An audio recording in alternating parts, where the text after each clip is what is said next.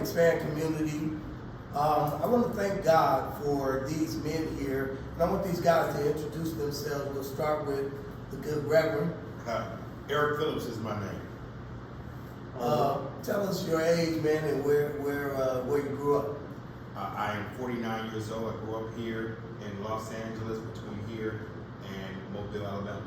All right. I'm Ladarian Hines. I'm 47 years old, and I'm from Detroit, Michigan originally. I'm Keith Liggins, 65, born in Detroit, grew up in Compton. Keith, you 65? If the Lord, no, man, I'm hoping the Lord give me that grace, man. I almost did a Kevin Hart on you. Yeah, talk to me, man. Ricky Frederick, 44 years old, born in South Central LA. I'm Fleming, LJ, White. I'm born and raised here in Gardena, California. I'm 26. So, you see we have a robust and a mixed group, and we want to talk about, we started a series on trauma and its impact on us as individuals and collectively as a community. And I felt led by God to start with men. And since God started with a man, I thought it would be appropriate to start with men. So since around at least 1619, black men have experienced trauma in some form and on some level. I want to ask you fellas, and anybody can take this question. I'd like for all of you to have a little input. Do you feel that men feel free discussing personal trauma? I don't feel comfortable about opening up, especially about trauma. Oh, no, I don't think men feel comfortable about speaking out or opening up. It's been labeled as a sign of weakness, or you don't want to tell everybody about your inner feelings. It's not like a confident thing. So what do you say, LJ? Do you feel like men are comfortable discussing personal traumas? I don't, especially in the inner city, within, us African American men. Yeah. I believe that we're brought up to believe that showing or exposing those type of emotions or being open, being vulnerable, is manly or it's masculine. You know what I mean? So often we kind of tuck our tail and kind of just like, not tell anybody how we feel about certain things or what we go through on a day to day. So I'm in agreement with both LJ and so the society that we grew up in or growing up in, you never expressed those types of feelings as a sign of weakness. It was implied that it's kind of a sign of weakness. So we've always held that in until something, God forbid, devastating happened later on.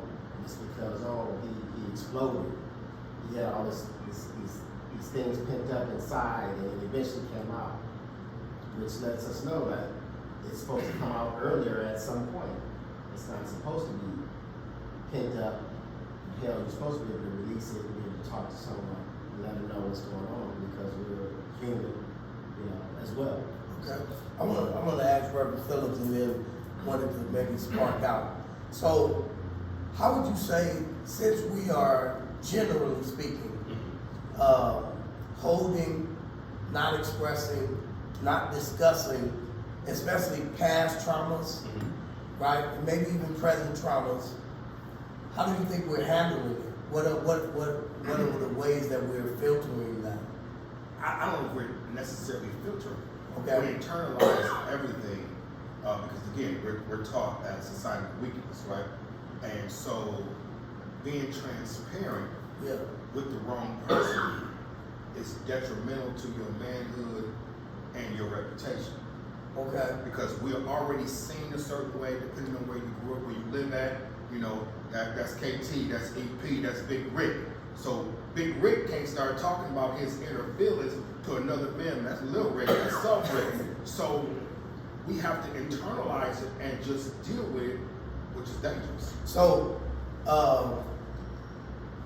Detroit, grinding, where I grew up, and I grew up between like 4 gangs, grinding. Talking about South Central, grinding, you know, Detroit, right? I grew up in Compton. Okay. Detroit. Compton, we already know, right? Death Row coming. So now watch this. So then when we're experiencing, I know I have, I shared with the church, having a childhood friend, we played football in the field. We grew up laughing, joking. One childhood friend, we called him Fat Larry. So we had gotten off of Fat Albert. It wasn't a name that he felt derogatory, it was a community name. He was found at 1819 in the Magic Johnson Park Lake. Another childhood friend, he was shot in the head. And what we really couldn't do as guys is necessarily cry about it. I don't know if you guys can relate. How is that helping our mental health or hurting our mental health? And I know you're not necessarily professionals, but just from your personal perspective. It's really hurting us. And unlike people who grew up in the suburbs, you could be regular, soft, and you can make it. You can be a success. But if you Because it doesn't interpret as weak. well, it is, but it doesn't make a difference because there's a certain type of privilege that you have. I want to go there. Wait. So wait, you say it is weak. Yeah. Why do you say well, that? let me put it this way. No. Okay. No, Go it ahead. is because Yeah. it doesn't look like it's combative. It doesn't Yeah. look like it can do a push-up. Yep. Can't dribble the ball. Yep. It doesn't have the lines that the girls want to hear. Might let somebody step on your foot, Right. push you, and But get there's away a with it. protection that you have anyway. But you come to where we grew up, you can't be regular. You can't make it from your house to school without your life being in danger. I wanted to explore that because I didn't want to debate it as much as look at the fact of, as black men from a particular experience, how we interpret soft, weak, Right. or whatever. And I won't say it is or isn't, but it's how we look at it, and there's a reason to it. That's What were you saying? I say it's like an unspoken rule to suppress. The more you suppress, the stronger you are. The more things you hold in. That's nasty. It was like the less feelings you show, the less emotion you show, the harder you are.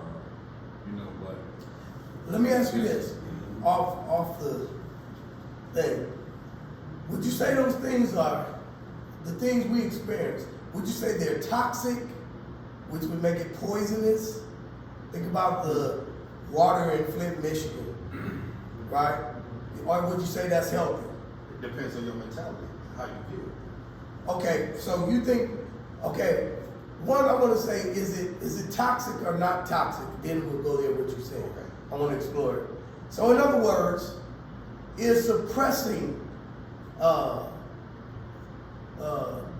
deaths, drugs in the community, things we may experience, abuse, alcoholism, or whatever, is that suppressing it healthy?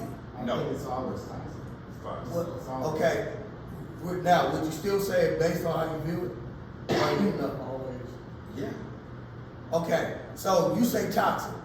All is toxic, no matter what. Toxic. Yeah, I think toxic too. I think what happens is something he said, and I hope we can get to this because it was deep. It was in our personal conversation, right? Okay, so you say how you do it. Explore that. Because I'll go back to what someone said originally. I think it was Rick McKee.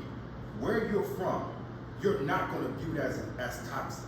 Not view, but what it is. Well, it is. Okay. So it is, but you're not going to view it that way, right? Yes. Because it's normal for you. You going where I want him to go. When he said he was from Compton, I said, yeah, my guy. He said the D. I said, yeah, my guy. He said the D.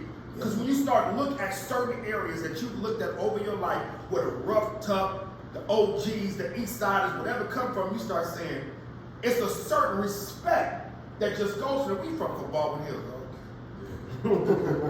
So, and again, to your point is when you start thinking about the mentality and how you're taught and how you're raised, we've always been taught you don't cry. You internalize it, you keep it, you don't talk. The most conversations I've ever had about manhood is when I built a relationship with you because I could be transparent without being viewed as weak. Now think about this, I'm 50 in a few weeks. We've had a relationship, let's say 15 years.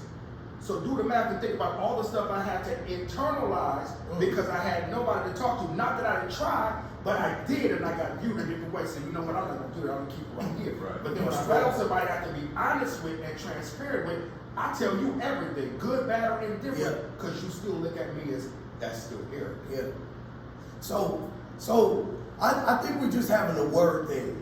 Sometimes we're saying the same thing because it's something toxic regardless of how I view it. Or, okay, so to me you said the same thing. You said something though that when we were in the earlier conversation just talking about trauma,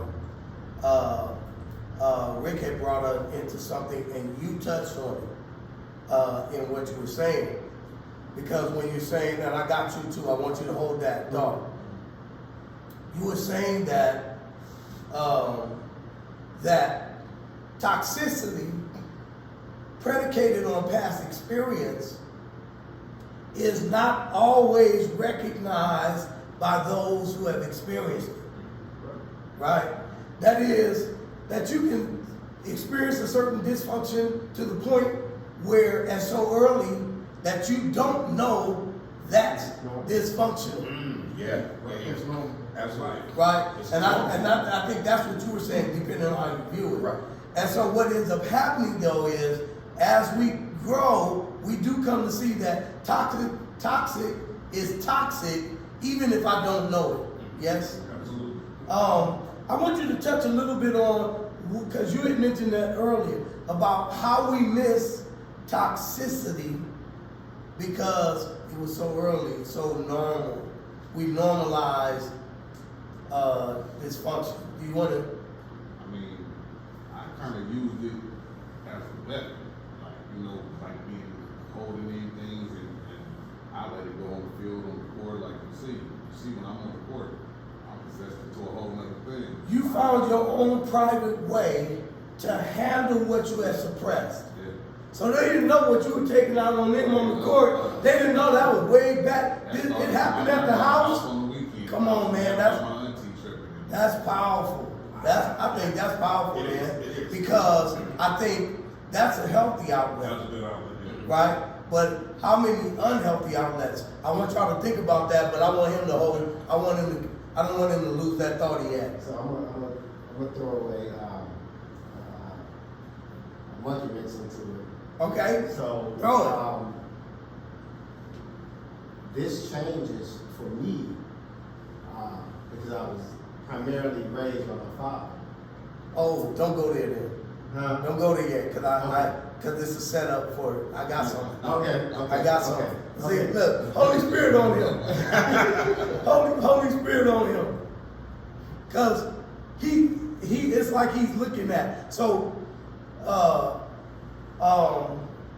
here's my question so we can go where he's going. I want to ask you guys, did you grow up with your father? Yeah, okay. Okay. Halfway. Not much. Yes. And for me, no. So it's 3 and 3 kind of. God kind of set this up. What role, go where you're going, did your father play in your life, and what was the impact, and what was the direction, whatever? Okay, so it was huge, the role he played. And now, let me start off real quick if I can with this, with the internalizing everything and the toxicity. So that's Everything meaning your community, your experiences outside of you? Mhm. Oh, okay, go ahead. So, but for this though, so like my father grew up in the same sense where he had to hold things in, couldn't really express like yeah, that old, yeah. right. So, but he didn't really have me do that. So he would be, what's going on, man? That's Talk unique. to me. What's happening? What's Yeah. this? What's that? Right. Yeah. So I'm like, okay. So in my mind, this is how it goes. This is what I'm supposed to do. This is my dad. Oh, okay, Dad. Well, this is happening. This is happening. Whatever. So I didn't necessarily have to internalize You had to suppress. suppressing things, Yeah. right? But I did see that on my mother's side of the family with my uncles I want to ask you something. who did. Okay. You were free to talk to your father. Could you sense that he was holding things, or you learned this later? Just curious. Oh, how can I put it? Because my dad, he was always, not always, but he was serious, like a lot of times. Not always, though. It was almost like half and half. So I knew later on. Of course, I knew later on because his dad wasn't in, his life. Okay. Shoot, I seen when I met him, it was like my dad's probably third time meeting. When we went to go see him together, like Miami. So that's a whole other story. But so on my mother's side, like I said, I would see that internalizing by my uncles. So I was so when I go, with my mom, be on that side of the family, I could see my uncles who didn't have a father and them internalized everything, and them telling me, "Boy, don't cry." So I'm getting all this rough treatment and everything from my uncles, right? So I live with my mom. So my parents were divorced early when I was a baby, and then I lived with my mother up until like the fourth or fifth grade. Then I went to live with my dad from there on out. So the being with him, like I said, he would be there to have me express whatever I was going through as he raised me. So I didn't have to do like Rick said, have it internalized and then take it out somewhere else or what have you. Because for the most part, he covered me, he protected me, he kept me, and then he allowed me to. Not that I always released everything, some stuff, I just kept myself because that's just what I did. But he was there to get whatever, was happening, whatever was going on. But then, like I said, at the same time, I'll get that, from my dad. When I go over my mother's for the summer, I'll get some different treatment from my uncle. Hugs in the chest. Right, and I would have to, fight and scrap. That's good love. It's a balance, right? It was crazy. That's how it was. Let me ask you this. Yeah. So anybody else want to talk about maybe the impact father had maybe on being there, not being there, or a traumatic experience? I think the difference with him, father in the house, Okay. but no relationship. Father there. Do you experience that now, or maybe at some point in your life as a trauma? I used to really deal with that as a trauma. Because I got you, but I don't got you. Exactly. So I know I got a place to live, got it. Yeah. Introduced Jesus to me, got it. Yeah. Go to work, come home, manhood, take care of family, got it. Yeah. But that was it. I used to go work with my dad every day in the summertime. And we would drive, you pretty know the area, LA to Commerce with no conversation. And back, and no conversation. So for me, when Wait, no son, what's on your mind? no, old school. Okay. Born in 72, he born in 27. We didn't talk about nothing. So much so, when I was in college, I told my dad, man, I think I got a drinking problem. He said, same way you started, same way you stopped. It was no real conversation. Wait. And for father, that's the love, that's manhood. He right? did his job. That's So what he wait, did. I want to use this and to bring up something I want to introduce. It may be a real term, but it's for my thought, my term. Because I want to explore what I'm going to call micro traumas. Micro traumas, things like this. He didn't say his father beat him, right? He said his father was there but missing, right? Now, sometimes I try to be careful with my sons, right? To be on top of micro traumas where I can present something in love. I believe that's a 1927 father's, hey boy, look, put some Robitussin on it. Right. Yes, You know what yes, I mean? yes. Okay, Exactly. but for him, it's a micro trauma. Here's the thing about micro tears, that the more and more it tears, what was micro, you guys help me if you don't understand where I'm going, can be macro. Yes. I think in black families, especially among black boys, we can experience micro traumas that we don't identify. It won't even seem like it was love, Yes. right? Yes. But you know, stuff like taking all your clothes off to get a whooping, like I don't know, right? I take the whooping, but you know, I can talk. You guys, anybody want to go there? Yo, let's see, in my house, so my parents were together. They didn't break up until after I left. Okay. So I really didn't have the trauma there. But in my house, my mother was a disciplinarian. I would much rather get a whooping by my dad than my mother. Yeah. Because she was way wild. Yeah, 1, 2, 3, 4. I said, don't do that no more. You know what I mean? And I think there were a lot of micro traumas between me and my mom. A lot of you lazy. I mean, words that parents of that generation didn't know would damage you. That's powerful. And she didn't know. That's powerful. That was love. Trying to do that. Right. Right. She trying to do the right thing. Right. But the person that I was, I'm already kind of catching it at school. And so then when I come home, you know, the worst time of year for me was before. Tell me yeah and nay on this, based on what you're saying. Men tend, especially if you have sons, I have sons, right? Men tend not to dramatize everything. Right. When you talk about micro traumas, I don't want to, when you talk about generalizations, doesn't mean everybody, right?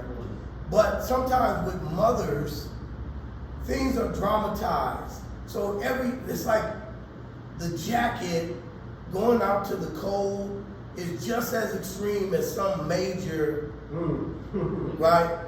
So, you know what I mean? It's cold outside, put your jacket on, it's late, right? And the father's kind of saying like, let the cold beat up on them and learn, you know, right? Yeah. You know what I mean? Yeah. Right? Everything.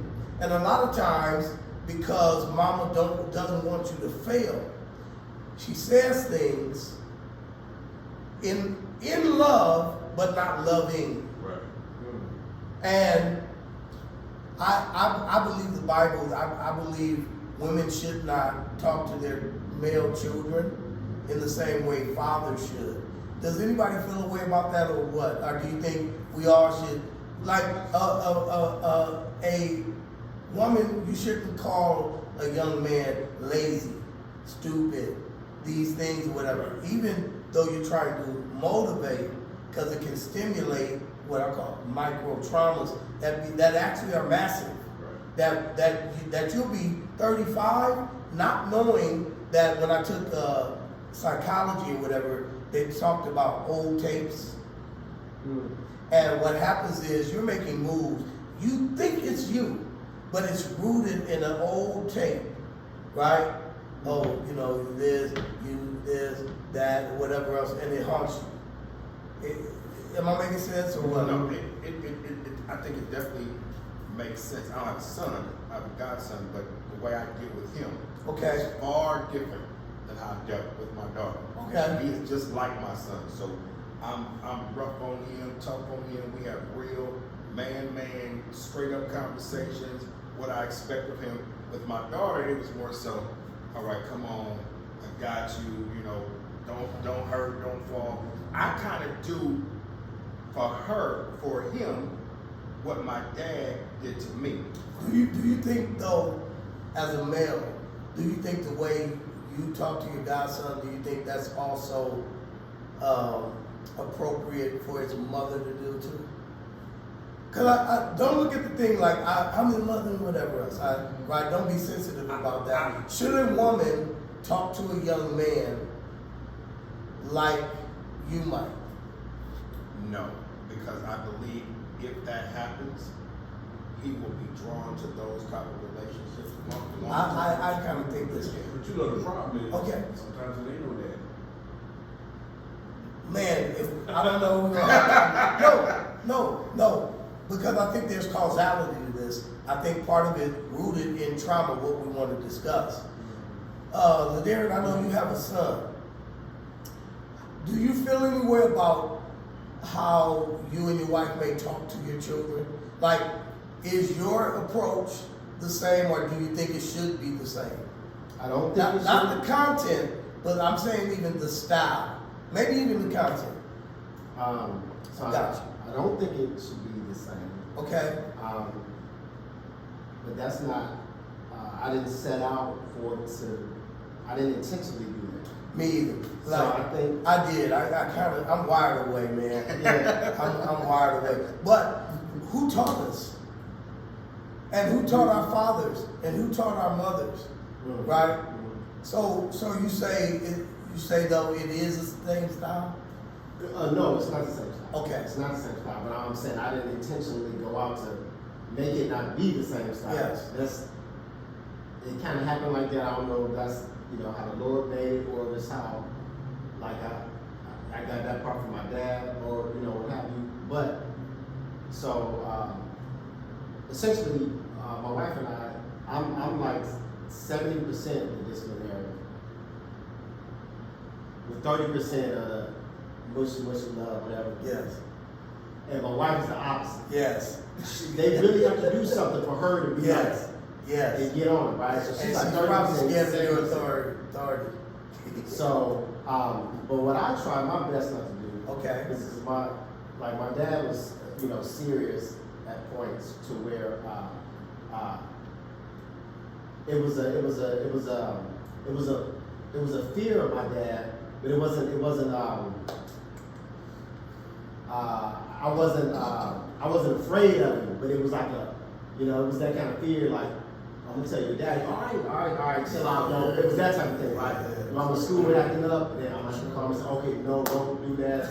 It was that type of, Yeah. I wasn't scary of it, it was that healthy type of fear, right? So I've always been working since, with my children, and my son is 13 now, and my daughter's 11, that I kind of instill that part, that I still have that love and that funness that they see. Yes. But I'm not your friend like that. Don't mistake that I'm your Yes. friend like that. Yes. I'm your dad. I'm your Yes. father. Yes. But- So you ain't going to the club with Landry. So, Just firing up friends. so it's like, we can't talk. You can't talk to me the kind of way like you talk to your partner. Yes. Right, you can't talk to, a certain Yes. way. Yeah. That respect, right, Yeah. that respect is still there. Yeah. Even though we have a good relationship, that respect is still there. But, my wife and us speaking to the kids differently, I think it's because of, like I said, that my 70-30 and then her 70-30 is different, because, so she speaks to my son, and this is how the Lord works it out, man. This is why it's supposed to be a husband and a wife, a father and mother. because, and I sit and I think about it sometimes like, man, Lord, I see what you're doing, because when she's giving them, I'll sit back in the cut and I'll watch it, and I was like, when she's giving them, you know, I can't do that. Some of that you're gonna have to hold when we do our couples thing. No, seriously, some of this you have to hold. Did you have some insight on some of what he was saying? Well, yeah, like with my son, I spend 90% of the time, you know how people say when they don't have a father, they say, oh, I'm not going to treat my kid like that. When I have a son, I'm not going to treat my son like that. Me not having a father, I have one. I'm not going to say he wasn't there, but I got you. he wasn't there. I got you.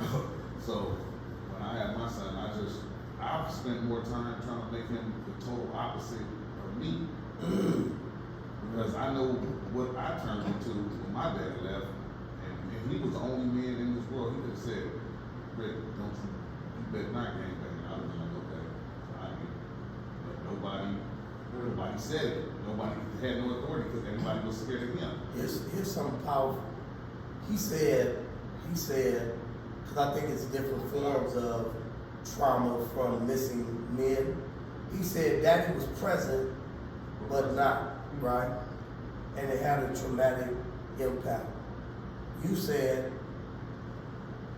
he was present in a different way his was, and it brought on a trauma where I made decisions, right, that I wouldn't have made.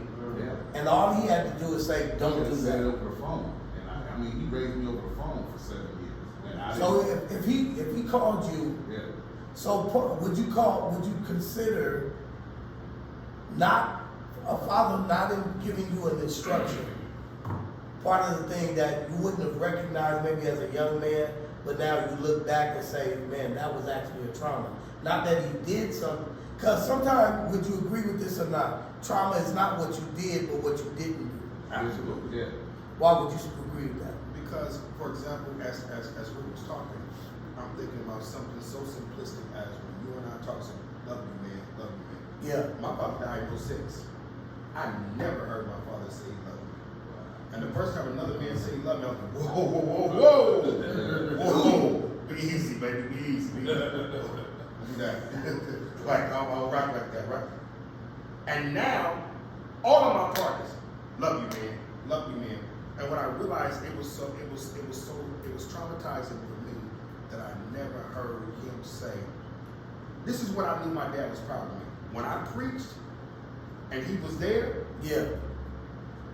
and he was, that's my boy. I'm like, yeah, I made it proud. So I was trying to spend my life from being kid working in church, to going to college, to being in the streets, doing the street life, getting out of that, going to corporate America, doing everything to say, when is this dude gonna say, man, I love you? And that's the one that most counted. That's the one. The one I didn't get. Right. The one I did not get. And so for me, I started trying to gravitate to this bishop, that pastor, this one, looking for that love. And one day out the blue, it hit me right here. What I've been looking for in a man where I can be honest and transparent and talk about stuff and get the love and rebuke sometime. And you know, as Amigo said, a little straightening. I got it from him, right? So it's like God, he was like, everything you've been looking for, you got it. And it's only a year in age difference. But I was like, yo. So when I'm talking to him, I do something, say, man, I'm proud of you. Man, you did good. And I'll be like a kid in candy store. And it's a lot of men our age who are traumatized because they're looking, which makes them go to the street game or the dope game or whatever the case may be, because that's what love is. Exactly. That's all.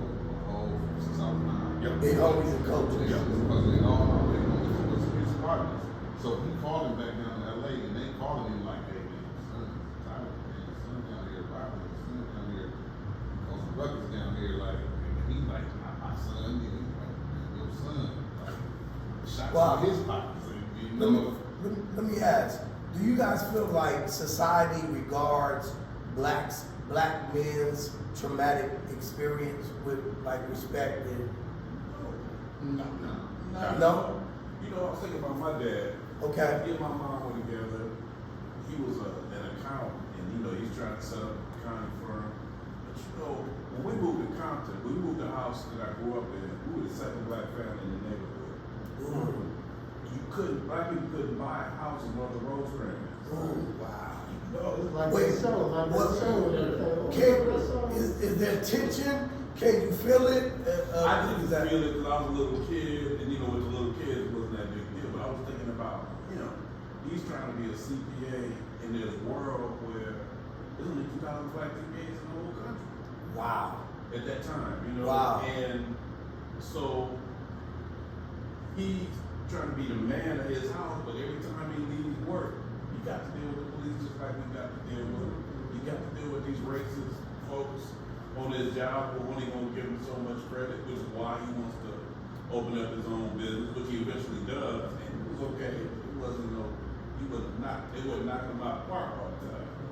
So, I mean, our parents were under some stress too. Just like we had this trauma, they had it worse. They could sit around and with a group of people and talk about it. I don't want to go too deep in this, but I'm thinking about something that he and I discussed is really the impetus of this whole thing we're doing.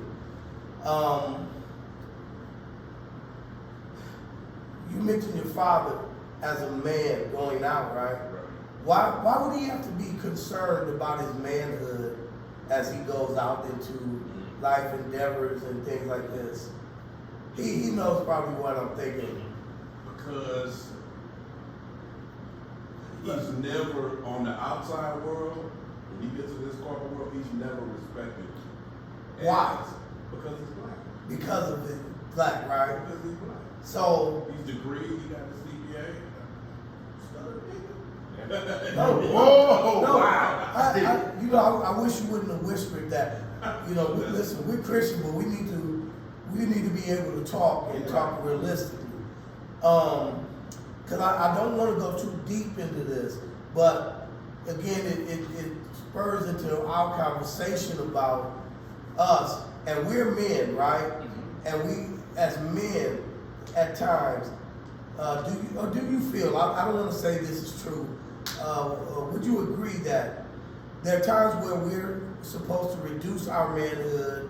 Let's say if we're pulled over by the police and start saying yes, sir, and all these things that we have to do, right? That is that manhood. Is it somewhat analogous to your father's experience in a corporate environment and let's say a traffic ticket or whatever? No, Yeah, it is. it is. Right. Because, I mean, you could be, we talking about somebody involved in hills, when they leave that hill, they're just a nigga. They can pull it over and stop just like everybody No else. matter what. It doesn't matter. Does not matter. Is that traumatic for us? Yes. The thought of it is, I mean, my son, he was in high school, he went to school in Torrance, and he and some friends went to the mall, and he said, he came home, he said, Dad, I got shot while black. I mean, just him and his friends, I want you to say little that kids, and the security guards pulled them over, what you guys doing, you know? Yeah. They doing nothing. Right. We just got What are you saying, man? That's the worst. Torrance PD is the worst police. You ain't lying, really. Hey, When I grew up, I worst. couldn't be in Torrance. That's the worst. You still can't do it. El Segundo used to be like that too. Culver City. Culver City, Torrance. Torrance, yeah. Now- Culver City, yeah. Now, how old are you? I'm 26. How much of your 26 years have you spent in criminal activity? I know the answer, but I just want you to give it. 7. 0, right? Now, my point is, he has to concern himself with this. I know this young man. You know what I mean? He was a really, really young man when I first came here. Right? Oh, man.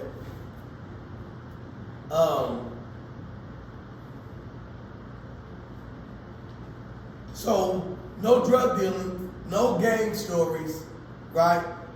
Always, not only in church, but serving. And he is just as concerned in Torrance, in Culver City. That's traumatic, right? Because he has his driver's license and insurance and he's still possibly nervous. I don't want to go there because we're going to go there one day, right? Let me ask you this, and we'll probably end up closing on this one. What for you, and then we'll go around, does it mean to be a man?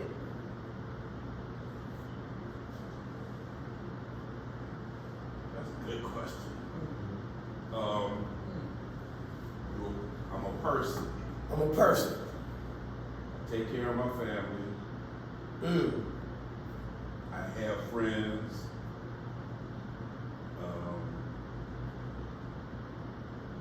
And I'm making my way in the world without being a burden. I'm trying to. Oh man, I will fight you. I don't want to fight you. Yes. But I will fight you if I have to. Man, listen. If you make it to our third section, I want to say something to that. I'm trying not to say too much insight. Just want to hear us. What do you say, man? What does it mean to be a man? Being a man is to make your own way. I'm a father, warrior. I'm a friend, a brother. And I run my life. I want to run my life. Right. You know, I don't answer to nobody. Everything I do is powered by me. And I'm also, I'm kind. Wow. It's funny to, people, a lot of times you got to grow up in an environment like mine, maybe like a lot of yours, for people to understand that there's a kindness in the warrior. That reminds me of God. I mean, That mixture, yes. I can destroy And the a lot world, of but I people, love it. yeah, a lot of people have a hard time understanding the congruity, but manhood exists in a lot of this, right? Come on, man. As a young man, what does it mean for you? To be a man. What is manhood to you? I believe that being a man is standing on your own 10. I believe being a man is being a man of God. Being a man is being there for taking care of your family. Being a man is being responsible and not always. I'm not gonna say like you're not gonna be able.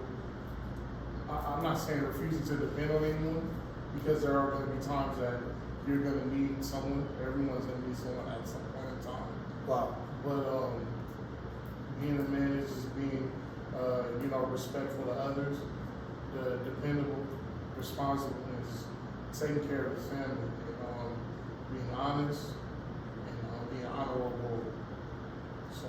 Man, how old are you? 26. Oh man. Even just gave us some 96-year-old wisdom, from ReverendEP.com.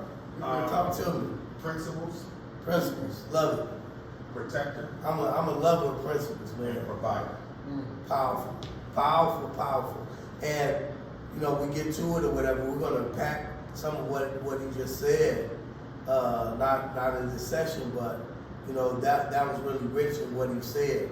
I'm a man that believes in principle. He kind of elucidated some of the stuff. I think it's wonderful, man. Wonderful. And it's interesting to me how instinctively we come to things where God is saying, this is a man. And again, I'm a Christian unapologetically. So what God says, I do believe. And I believe things work best this way. So when I hear people mention things that I know he's with, I'm with it too. Let me hear you, man. So, I believe a man is an individual that takes care of his responsibility. That doesn't have excuses. Yep. That will buckle down and handle what he needs to handle. A person that's responsible. Also, if he has family, he's an individual that provides for his family, from shelter on down. And And then a man is also a person that listens to his spouse. So I think sometimes that part might be lost in a sense. Rick mentioned kind. As men, we don't always have to be hard, right? It's a time for that. Good. But then it's also a time to be kind. It's also a time to know when to listen. Okay. It's also a time when to know that you're not right about everything, that you can be wrong about some things. But I'm mature enough to say, okay, well, what was the right way? How to do this? I think all of those characteristics make up a man.